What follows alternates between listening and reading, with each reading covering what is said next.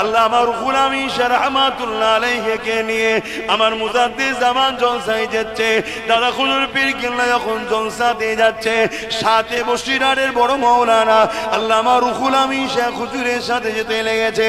এ নওজওয়ানেরা, জঙ্গলের ভেতর দিয়ে যেতে হয়েছে। এমন একটা সময় দেখা যায় গরুর গাড়ি করে যেতে লেগেছিল। গরুর গাড়ি যিনি চালক ছিলেন সে লাফ মেরে ওই গরুর গাড়ির উপরে যে ছাউনি করা ছিল পর্দা দিয়ে, খিরা দিয়ে, তার মধ্যে লাফ মেরে ঢুকে পড়েছে। মুজাদ্দিদ জামান বলতে লেগেছে, বাবার কি হয়েছে রে বাবা, আর তোমার গরুগুলো এত লাফালাফি করছে কেন রে বাবা, কি হলো? এই মানুষটা বলতে লেগেছে, হুজুর আর বাঁচার কোনো উপায় নেই। কেন, কি হয়েছে বলো?